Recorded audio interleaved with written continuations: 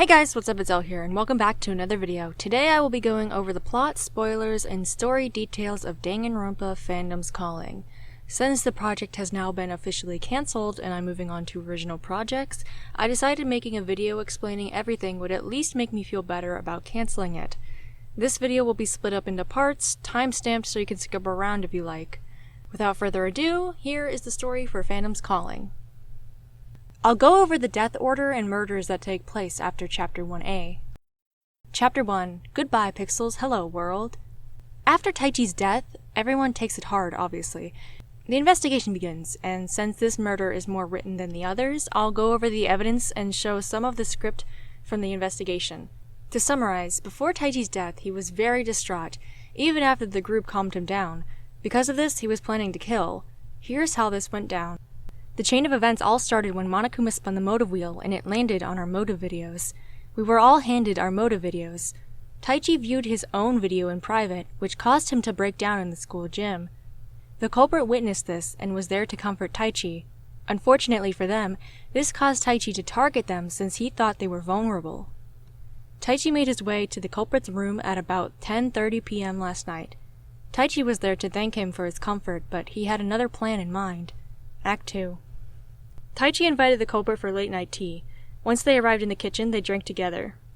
Taichi had grabbed the bottle of cyanide that we hid in the kitchen. He poured our culprit the drink along with the poison. Even though our culprit seemed naive, the poison we had used had a weird odor, so they had a bad feeling. The culprit then decided to turn the tables and grabbed a knife from the nearby kitchen discreetly. Taichi was slick and noticed this, however. When the culprit returned, Taichi did not want his plan to fail. He attempted to force the liquid into the culprit's mouth in a struggle, but the culprit then stabbed him. Taichi fell unconscious due to blood loss, and not knowing if he was truly dead, the culprit covered themselves with their jean jacket to prevent blood spills and dragged his body to the dumbwaiter, which led to the lobby. They quickly made their way upstairs and opened it up to drag his body out. Our culprit was a quick thinker, so they decided to use what they had to cover this up as much as possible. As they were on the second floor of the lobby, they grabbed a nearby rope out of a supply closet. Then, they proceeded to wrap the rope around Taichi's neck. They were in too deep, so they had to make sure Taichi was dead while making it look like a suicide. Act 4. They tied the other end of the rope to the railing on the second floor. They then pushed Taichi's unconscious body to the edge of the floor. They urgently woke Taichi up. Since he was in a daze, he didn't notice where he was at first, and he grabbed the rope around his neck in a struggle. This explains the rope burn on his hands. The culprit covers Taichi's mouth to keep him from hearing and pushes him off the edge as he takes his final breath. The culprit disposes of their jean jacket that is covered in blood by shoving it in a nearby trash can. It would make sense for the killer to mess up since they only had a few seconds to react. Because of this mishap, there is only one possible person that could have pulled this off. Naoki Suru, the ultimate arcade ludologist and former friend, is the culprit of this case. So, the murderer of Chapter 1 is Naoki. Before his execution, he has a breakdown, which I'll read to you now. I didn't mean to kill him. I never wanted that. Then why did you? I was just trying to protect myself. I was going to die. Naoki, I'm sorry. Taichi, I'm so sorry. I deserve this. I deserve to be executed. No, none of us. We don't deserve this. Damn it. If you really think that, then I have one final request. Are you really in the position to be requesting things? You killed someone. It was self-defense. Yes, I understand, but if you can hear me out. Naoki, what is it? Before I left for Host Peak, I was talking to my sister. I can't believe you're leaving for school. Hey, it'll be okay. I'll come back before you know it. You promise? Promise. When you make it out of here, please tell my sister Hana that I'm sorry. I couldn't keep the damn promise. Had I known this would happen, Hana, forgive me. For his execution, it's Pac-Man themed. It's sorta similar to Chiyaki's, but slightly different. While I read the description of it, I'll be playing the execution OST that was made by Iridescent.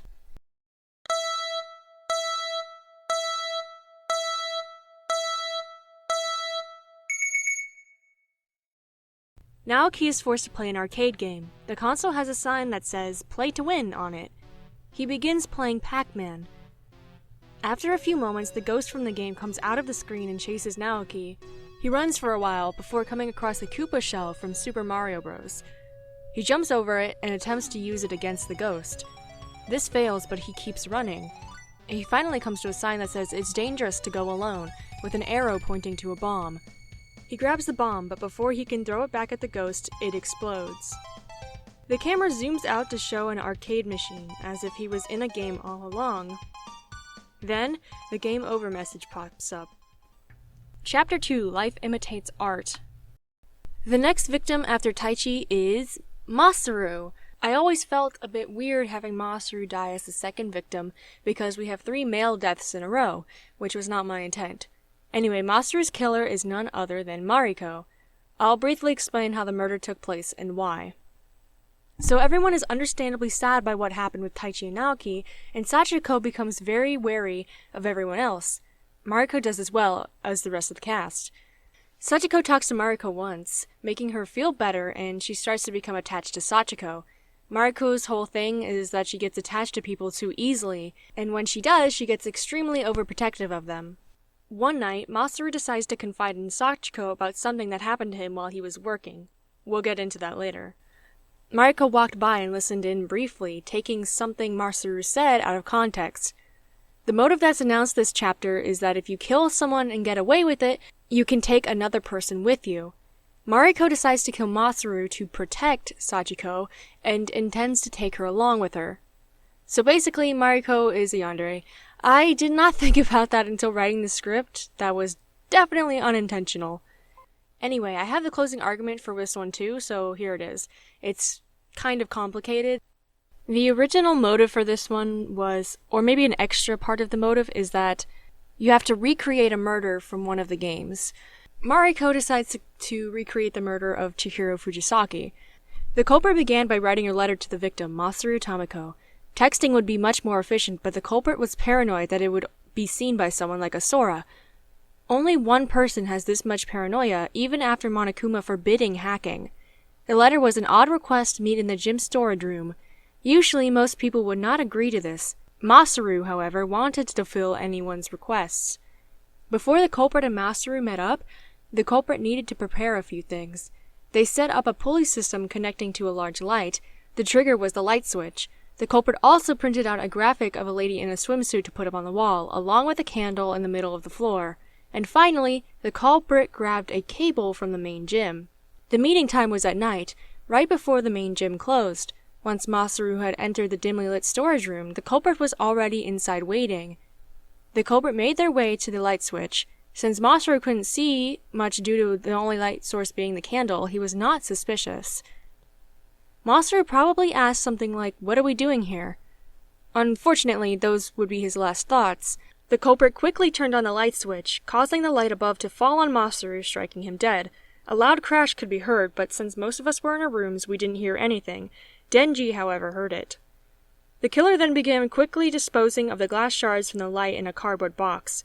They were rushing, since the gym would be closing soon. The culprit forgot a piece of glass, which was their mistake.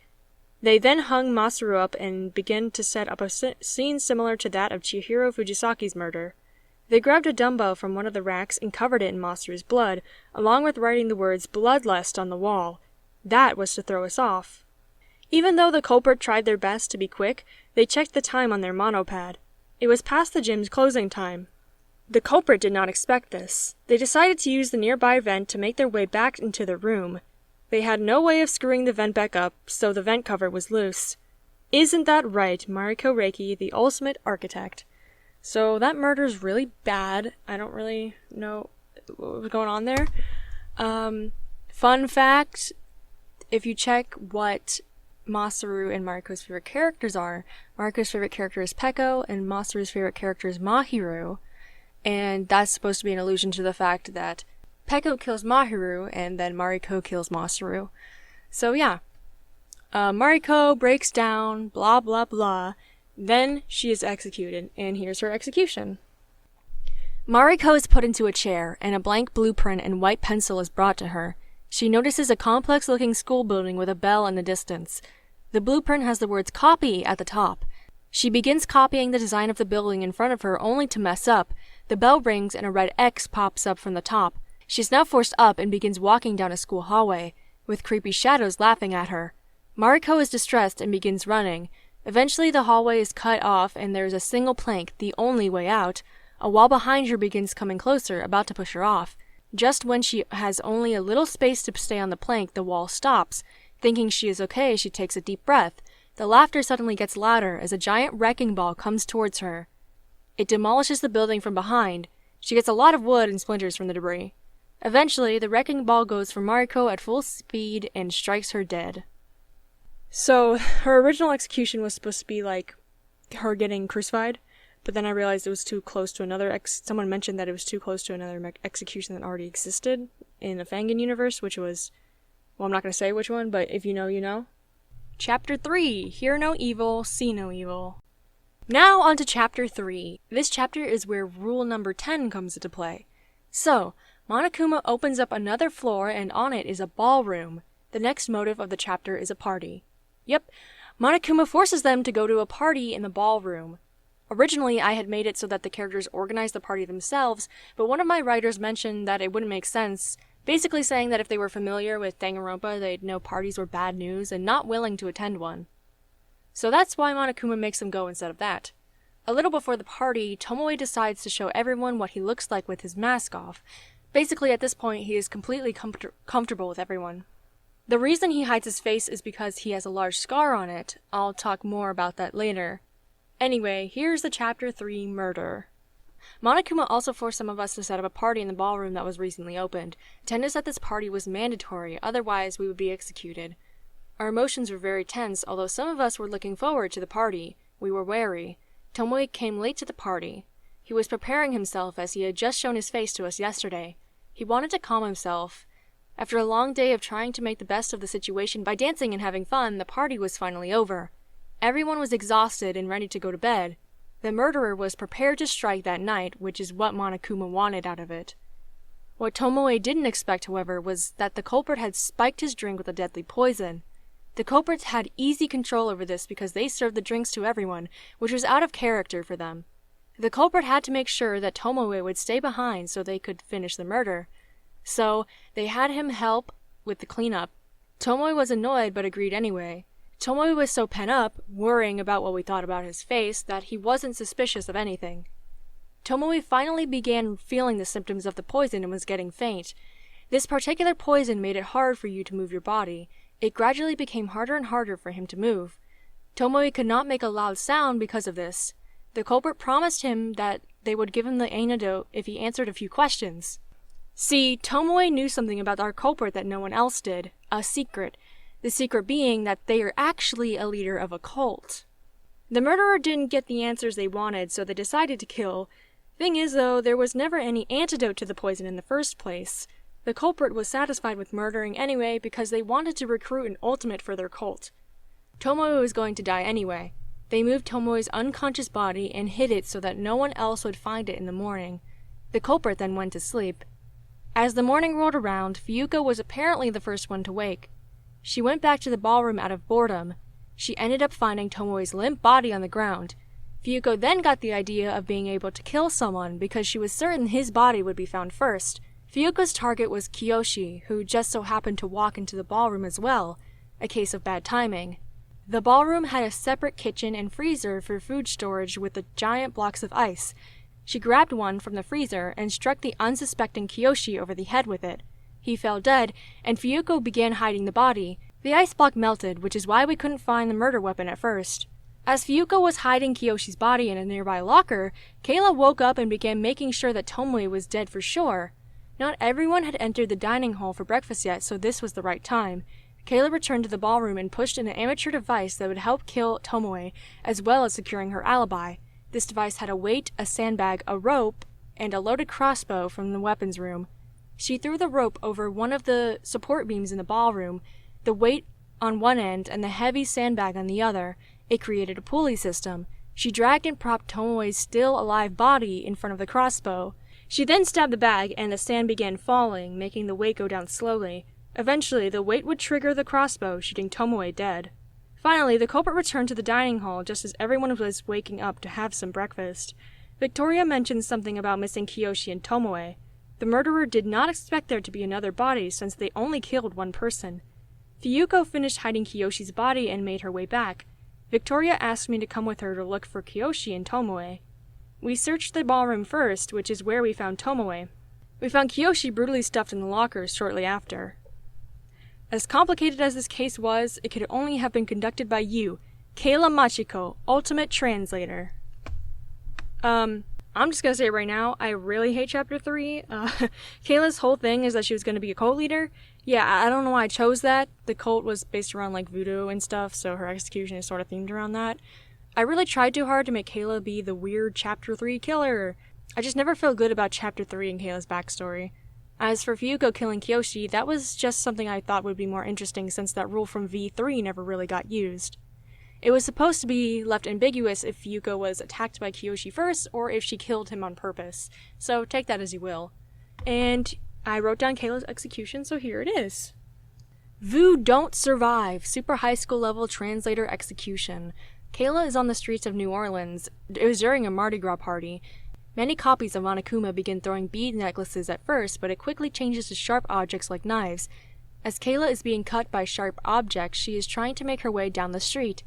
Monokuma appears with a voodoo doll that looks just like Kayla. He begins doing various things to it, like stabbing it, lighting on fire, and finally he strangles it to death. Kayla is shown with a lot of injuries despite being only cut with knives. And then I think eventually she, like, burns or something. I don't really remember what it was supposed to be. Also, I didn't mention this earlier, but Mariko's execution was called Final Design. Chapter 4. An attempt was made under the eyes of a snake.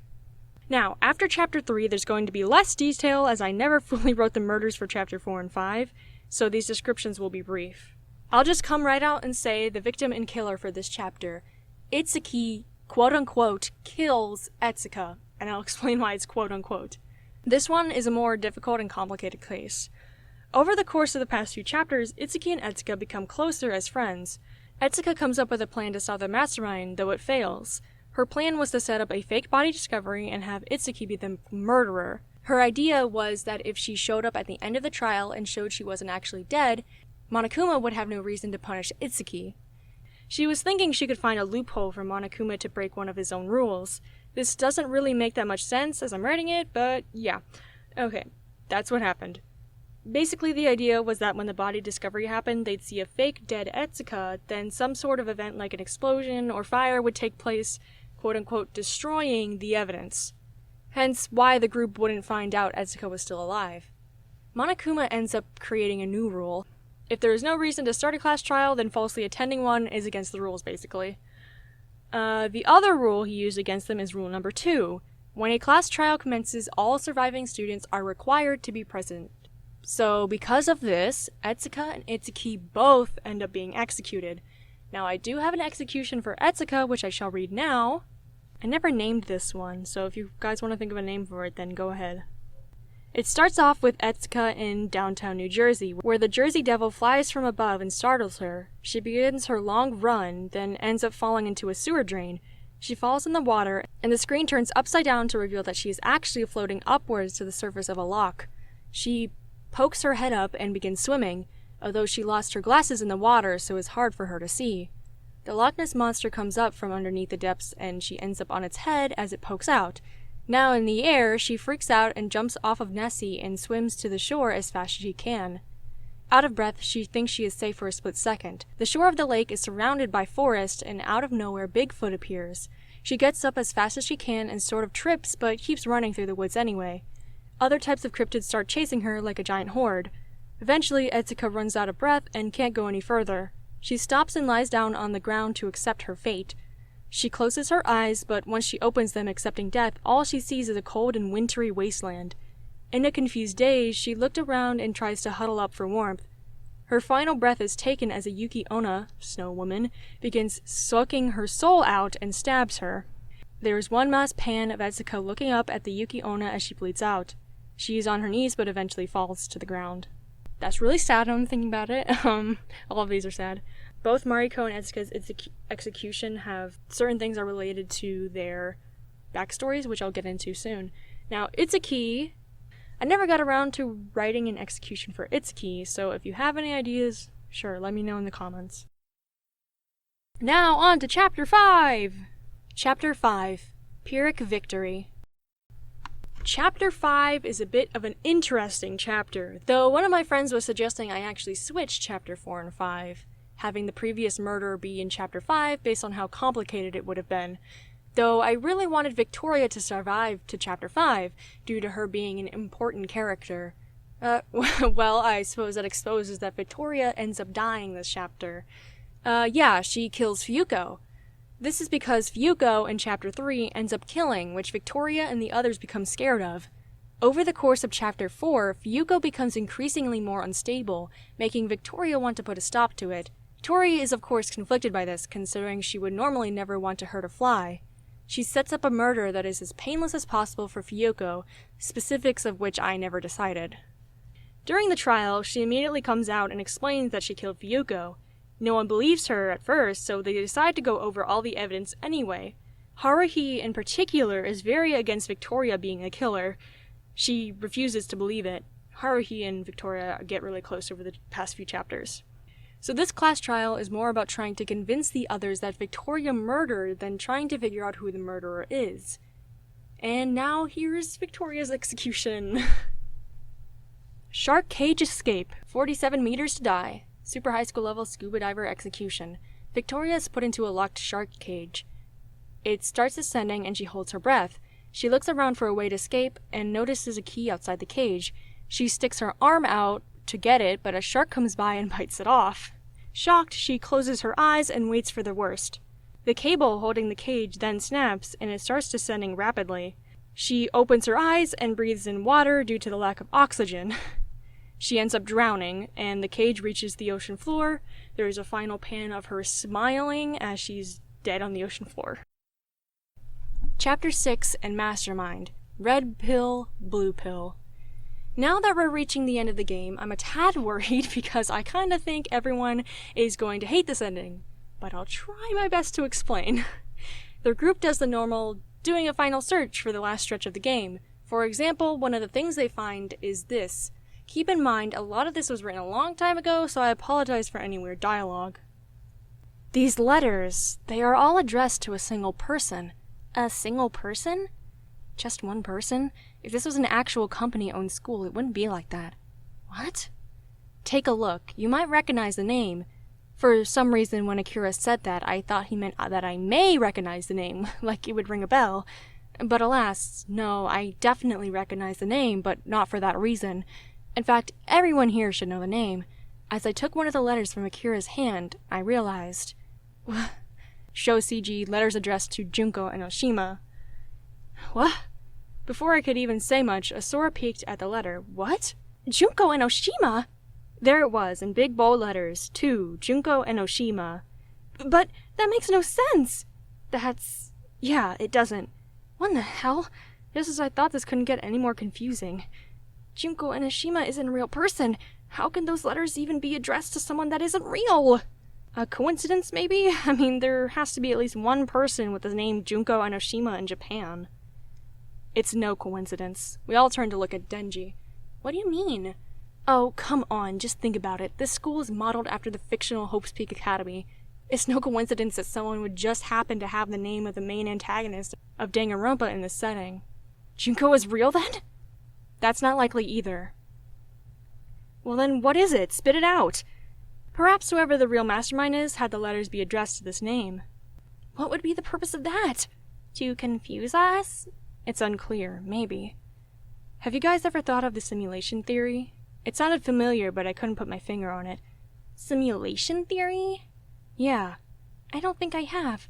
Let me explain. The simulation theory suggests that this world we live in, our entire reality, isn't real. Not real? Then that kind of takes the real out of reality. Well, more specifically, we're being controlled. By aliens? More like humans playing video games. Sorry, what? It means we are living in a video game world being played by other people. I shivered. That's terrifying. Are you mental? I think we would know if we were in a simulation. Think about Danganronpa. Did the cast of Danganronpa 2 know they were in a virtual world? Were the V3 students aware they were made up? No? The simulation theory suggests that we wouldn't be conscious of the fact that we were in a game. We aren't programmed to feel so. Okay, but we are talking about it now. Isn't that enough to, wake us up? I don't think that's how it works. Don't think? Who cares? What does this have to do with our current situation? Yeah, I'm not sure I see the point. Well, simply put, what if we are in a video game right now? The words caused a shiver up my spine. What? You can't be serious. Well, I am. Then is this V3 all over again? Well, no, it's a game, not a TV show. What even... Maybe someone created us and made this story just for entertainment. I still don't understand. You know Danganronpas, right? You mean fan Danganronpa games? Exactly. Then are you suggesting that we are in one of those? But then... Wouldn't that mean we aren't real? I know, it's crazy, but just shut up already. I cut off Akira before he could finish the sentence. I know we aren't in a video game. There's no way. I know for a fact. You can't possibly know that for sure. I never finished the ending of that scene there, so take it as you will. This part of the plot is an absolute mess. Eventually they find out who the mastermind is. Who is it exactly? Well, there's 5 people left. Asora, Haruhi, Denji, Akira, and Sachiko. Can any of you make a guess as to who it is? Drum roll.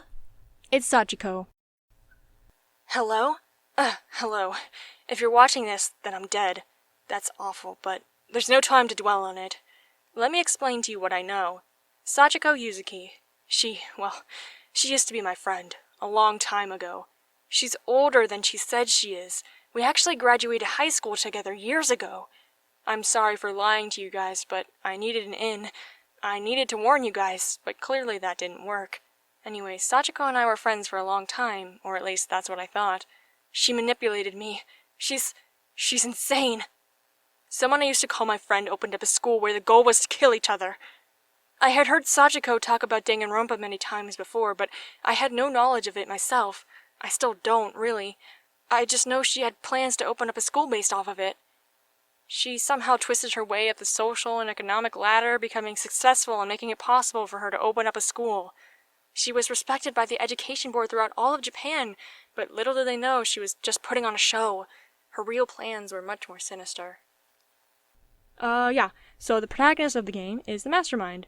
That was my whole shtick. So, if you were wondering what those red text parts of the games were, that was Sachiko's dark thoughts. A couple of nuances that I left in the dialogue foreshadow this. For example, the part that says, "But I knew I was making excuses. Me, of all people, knew the truth." That's an allusion to her obviously knowing the truth behind the killing game due to her literally being the mastermind. There's probably more stuff like that in the first chapter, but I don't really have the time to go over them. I'm going to be doing a stream where I answer questions about DRFC, where you guys can ask anything you want, spoilers or not, so perhaps I'll go over them then. Anyway, Sachiko is basically a really powerful businesswoman who has a lot of control over higher-ups in the education system. She also has control over the police, which is why Kaori said, "You even have the feds under your control?" Sachiko was just a weird, deranged, and obsessive fan of Danganronpa. She also basically manipulated her brother into helping. He was the one to control Monokuma and do all of behind-the-scenes stuff, so they technically are both the mastermind. Sachiko's brother, Hiroto, is the more innocent and pure one out of the two of them. He decided he would follow everything Sachiko did just because that was his sister and their mom was not really that great to them. To portray this, when the masterminds were revealed, I was going to have Sachiko's despair outfit be black and have Hiroto's be white. This is also why Monopuff exists. It was something that Hiroto had made. You might be wondering why you don't really know that Sachiko is the mastermind right off the bat. It was supposed to be a storytelling thing where she kind of does things behind the viewer's eyes, a bit like how Kaide was setting up a murder despite being the protagonist. Now I know we've technically already had a protagonist be the mastermind, Hajime, but he wasn't exactly aware of this in the virtual world. Sachiko was fully aware of being the mastermind the whole time, or at least she was supposed to be. After everyone finds this out, Sachiko executes herself much like Junko does. Now, you may be thinking that this is the end and everyone goes home, but there's actually a second part to Chapter 6. Pay attention to the name of the chapter, Red Pill, Blue Pill. That's a reference to the Matrix. Let me explain the stupidest part of the plot now. After the Sachiko stuff, the others realize that they still can't leave. That is, until I show up. like Zell herself. Yeah, that's right. I'm the true mastermind of Danganronpa Fandom's Calling.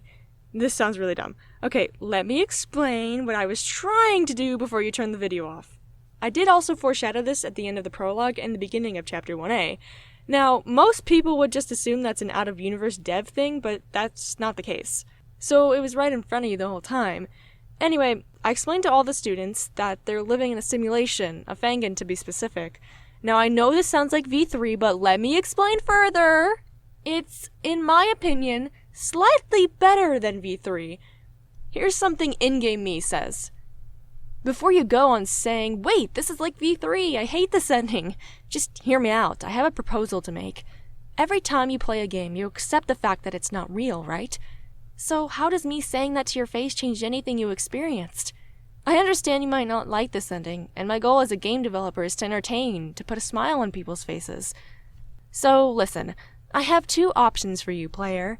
You can choose to 1. Have everyone here know they're a game character and live the rest of their life knowing they have no further purpose, or 2. Erase everyone's memories so they can live in blissful ignorance.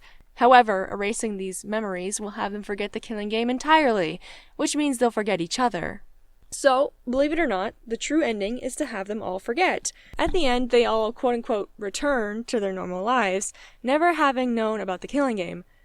Eventually, they do end up remembering each other. This may seem kind of counterintuitive and depressing, but the goal here was to have the characters still live a happy life despite knowing about the game and the simulation. Epilogue. Haruhi is working in her salon. Asora is watching her. From outside, Claire de Lune is playing. Haruhi. Haruhi spots Asora. Who is that, Suki? I feel like I've seen her before. That blue-haired girl? Yeah. Asora begins walking away. Wait! Haruhi runs outside and towards Asora. Huh? Asora! Denji emerges from a car and starts walking towards her. It is implied that Denji and Asora had already known each other. Haruhi. Asora! Asora! Asora turns around and is shocked. Huh? I remember everything! Haruhi. You remember too, right? The killing game? Killing game? Haruhi! Denji. It was all fake, you know? What? You don't have to worry, 'cause it was all a game. We are happy now, though, right? Yeah, we are. Denji takes Asora's hand. Are you two... Yeah, we are. Oh, say, do you know where Akira is? Akira? We might have an idea. Asora, Haruhi, and Denji show up outside Akira's workplace. To be determined. It was never determined. Akira. That hair. Akira is looking at Haruhi's hair. I recognize that hair. Akira! Haru-san? Haruhi runs up and hugs Akira. She giggles. It's me! Asora and Denji, too! You remember? Of course. We'd never forget you guys. Haruhi looks up at Akira, still hugging him. You recognized my hair, huh? How could I not? You're the best hairstylist I know. In the world. Akira! Aww! Haruhi blushes. So there's probably supposed to be more to that ending scene, but that's basically how the game ends. It's weird, I know. It's kind of like if Kodaka just showed up in V3 and was like, hey guys, I'm the real mastermind, haha, and you're all living a lie. However, my fix for this ending was to actually show that the characters move on and are happy with their lives still. Whether or not that's a terrible ending is up to you. All I ask is that you don't yell at me about it because I already know it's bad. Now that the entire story has been laid out, I'm going to be going over each character and their backstory as well as their arc. Trigger warnings for abuse, sexual assault, LGBT phobia, and bullying. None of these go into detail, but some are mentioned in a few of the characters' backstories. In the description, I'll be specific about which ones have which warning in case you want to see the others. Sachiko. Trigger warning, abuse. Around 5 years old, Sachiko's father left his pregnant wife because he could not care for his family anymore. Sachiko's mom blamed it all on her. She began abusing her, verbally and physically. She would always make Sachiko stare at a grandfather clock when she was in trouble. This is why, in the prologue, Sachiko was triggered by the ticking clock. I wrote the backstory originally in detail, but for the sake of this video, all you need to know is that she and her brother were abused. Hiroto became ultra-attached to Sachiko, as she was the one who was always protecting him. This was how Sachiko was able to convince Hiroto to join her in starting a killing game. Taichi. Taichi was born into a rich family with a high reputation. He was always pressured by his parents to do good and only good in fencing. His parents were rarely proud of him, so he learned to be proud of himself. His arrogant nature came to be because of this. Taichi was much more into classical music provided by the Umagi family's musicians. He was never able to pursue this, however. Taichi's motive video shows the two of the lead musicians begging for mercy. Chapter 1A basically shows the majority of his arc, but before he attempts to kill Naoki, he opens up about the whole musician thing. So basically, he wanted to be a musician, but his family was not accepting of that. Naoki. Naoki grew up in a supportive family who showed him retro games and attire. It seems as if they were always stuck in the past. He quickly became fascinated with the arcade games. Other children thought they were weird, but his parents told him that it didn't matter because he had a family. He has a younger sister named Hana. Once they grew older, he became really close to Hana to the point where they just considered each other best friends. So that all gets explained in Chapter 1A. You guys probably already know that. Masaru, trigger warning, sexual assault. Masaru's mother was a maid for a rich family. He was an accident conceived from when his mother and the head of the family had an affair. Once his biological father found out that his mom was pregnant, he shunned and fired her. Masaru's mom, Kimiko Tamiko, found another job at a local hotel working for room service. Masaru and Kimiko lived there since his mom got a discount on it for working there. Masaru became fascinated with helping people and was always a kind boy. To help out his mother, he got jobs as a young butler, but he was always poorly treated because of his mom's reputation. Once while he was working, Masaru was SA'd by an older woman. He suppressed this as just her giving orders and denied the possibility that it was, Masaru confided in his mom, but she told him that the police wouldn't believe him since males don't get females do. That was really bad of her. That was really bad of his mom to do. I don't know if I would want to keep that part of the plot, but whatever. His arc is basically just him accepting the fact that he was in fact assaulted, coming to terms, and not feeling guilty about it anymore. He says that it would take some time for him to heal, but unfortunately, he didn't get to do that. So, oops. Mariko, trigger warning, bullying.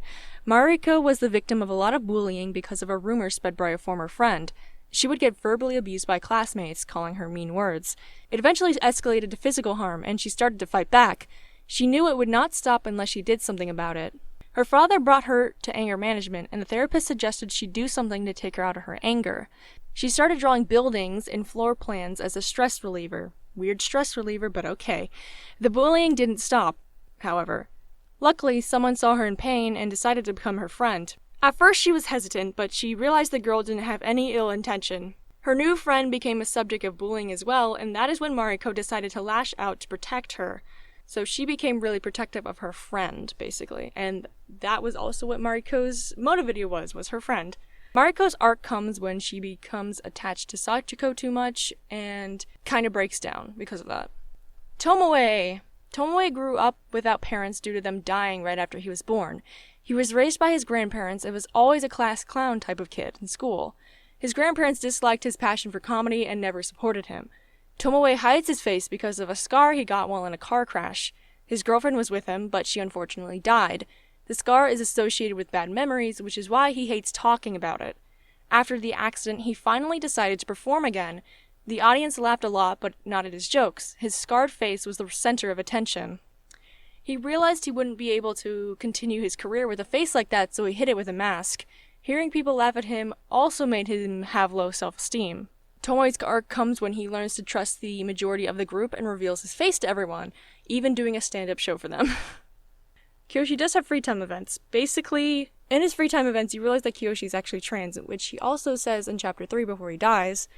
But now that I'm thinking about it, maybe non-binary would be a better word to describe Kiyoshi, because he kind of did a thing where he was like, I don't even want to be human, I want to be a cat. I don't know what that means specifically.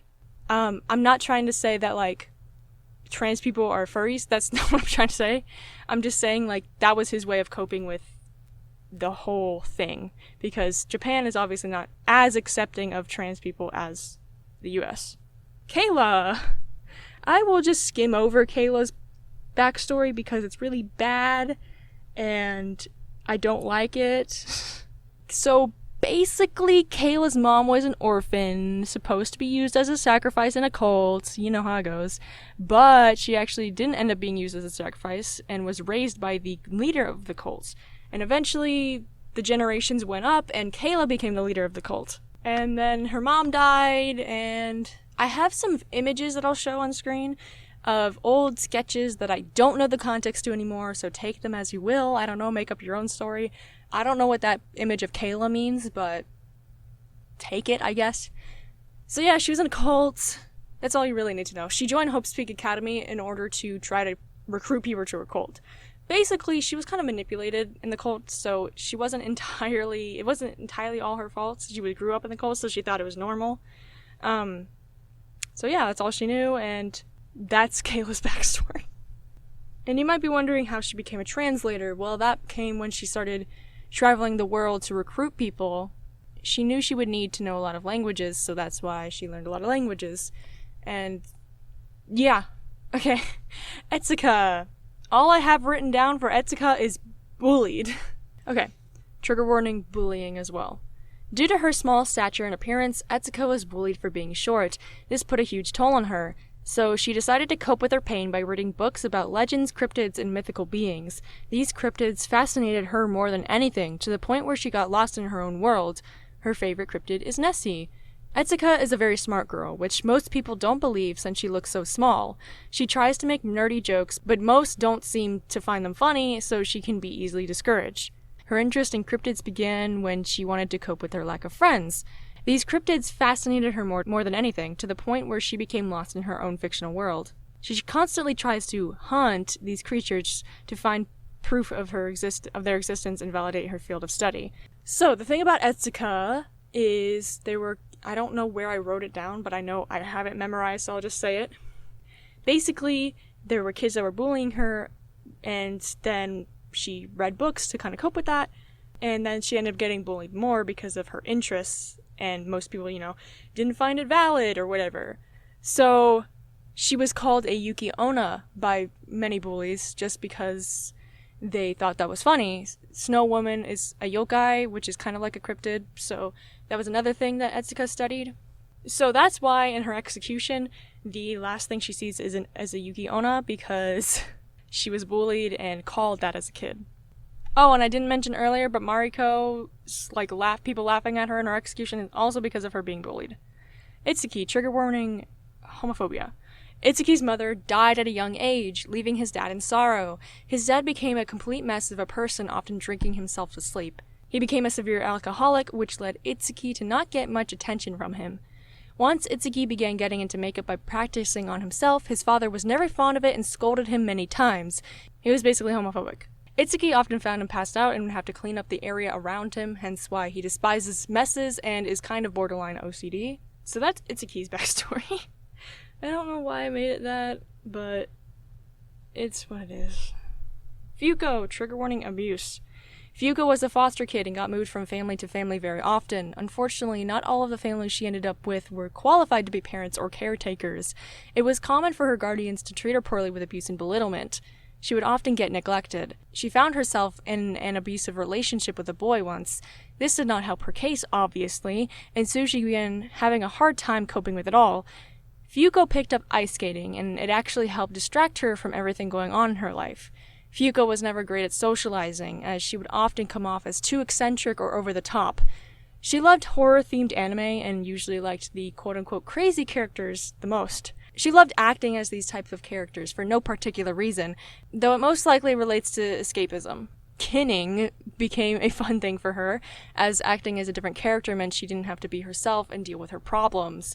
Fuyuko has become desensitized to gore and death, and because of this, when she sees real murder, she isn't shocked but instead gleeful, unable to ascertain the difference between reality and fiction, which is actually the theme of the story, which I'll get into later. Victoria. Victoria's father walked out on her and her mother at the age of 3. Her mother went into a depression afterward that left her feeling neglected. She wouldn't notice once Victoria left the house, often staying in one spot.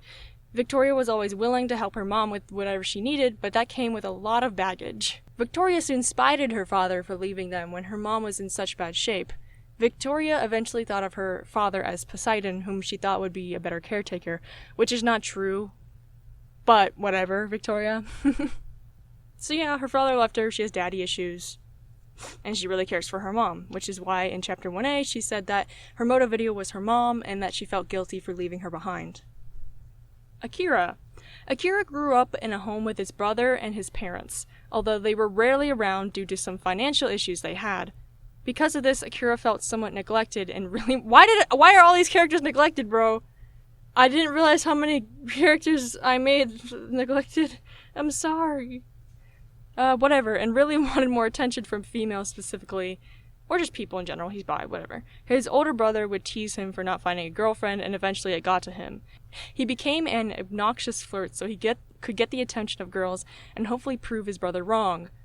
He played Danganronpa a lot since his antics usually failed, and liked the attention he got from the fictional characters. He probably played a lot of dating sims too. Akira's brother also seemed more talented than him, which often made him jealous.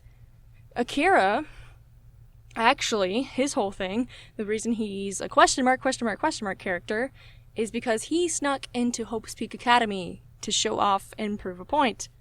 Basically, he has no talent. Yeah, he just snuck into Hope's Peak Academy. And obviously he didn't tell anyone his talent because he didn't have one. And he didn't want anyone to be suspicious of him. That is also why when Kaori enters the gym, she asks why there's 17 students instead of 16. Kaori was originally supposed to be the 16th student instead of Akira, but Akira walked in and kind of just snuck in as the 16th, replacing Kaori. So Kaori's like, hey, why are there 17? There you go, that's why. There's a part in Chapter 1's class trial, the beginning, where everyone asks why there are only 16 podiums when there are 17 students, and Monokuma obviously never explains that, but the explanation is there were supposed to be only 16, but Akira just showed up anyway. Asora. Asora loved her mother very much, and although she had a father, he was often gone due to his job, so she preferred her mom. The two of them were very close and relied on each other. Asora was taught by her father about hacking, and she began to wonder how he knew these skills. She hacked into his computer one time and discovered that he was working for the Yakuza as an information provider. I'm laughing because it's stupid. She was conflicted about telling her mom, but stayed quiet. Years later, she discovered a passion for digital art and was less interested in hacking. Her dad was never supportive of her creative career, while her mom was. This caused her to finally tell her mom the secret about her dad, which caused them to get a divorce. Obviously. Asora was recruited by the FBI after she hacked into the Yakuza's servers. What? What does that even mean? Okay, whatever. It became well known under an alias. Kind of, if you've ever seen Criminal Minds, Penelope Garcia, that's Asora, alright? That's all you need to know. And basically, it's another situation like with Taichi, where Asora did not want to be a hacker, but it paid the bills, so she had to be. Haruhi. Haruhi was raised to be a kind and compassionate individual. Her parents were always supportive of her goals and often let her practice on their hair. Haruhi was fairly popular in school and had lots of friends due to her motherly nature. Haruhi also hid her dorky side, the side that was into Danganronpa, because she feared people would make fun of her. Despite this, Haruhi was always trying to make new friends and loved the ones she had. This consisted of her giving free haircuts to them and also providing them with nicknames. There you go, a happy backstory, for once. Haruhi's backstory, Naoki's backstory, they're both relatively happy. Now here comes Denji. Denji. Denji was in a household where people were not allowed to talk much. His parents did not give him much free will, but also pampered him and praised him to believe he was more special than everyone else. His parents also experimented on him by giving him drugs, basically. I don't know why I hesitated there. In hopes of trying to get him smarter. These drugs messed up Denji's immune system, and eventually he fell very sick when he was young. His parents were never accused or found guilty due to them being trusted scientists in their city. Denji was eventually able to heal with minor side effects. One of the drugs in Denji's system turned his eyes naturally red with a question mark like shaped in his eyes, and Denji despises his parents because of this. So, a little bit like Nagisa, basically. He was experimented on by his scientist parents, and that's dark. That's the end of the character section. I'm going to be going over what the themes of the story are and why it kind of seemed like how it was. Okay. The central theme around Fandom's Calling is toxic fandoms. That might seem like not that big of a deal or not that woke, because everyone knows fandoms are toxic, but let me explain. The theme is reality versus fiction. I personally believe that there are some people who cannot tell the difference between reality and fiction, hence why that's Fuyuko's backstory. Fandoms can be very toxic and detrimental to people's mental health, and that's what I wanted to portray with this story, is that, hey, there could probably be a fan deranged enough to start a killing game. In fact, I think there was. So, obviously it never went through, but, and I mean, maybe deranged is not the right word. Mentally ill, probably. I don't want to say, like, an offensive term for those people, but fandoms get really dark, basically. That's the theme. Those are the themes of Fandom's Calling. I wanted to portray that, hey, fandom's toxic, bad. Don't start a killing game. Don't be in a killing game. That's a stupid idea. And that's basically it. Honestly, there's probably more, but I'm gonna explain that in a live stream.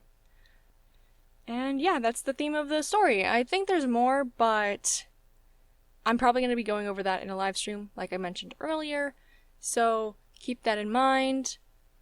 I will be streaming, and you guys can ask me questions about anything, and I'll also be clarifying some more things, as well as going over some design details of the characters that kind of foreshadow things.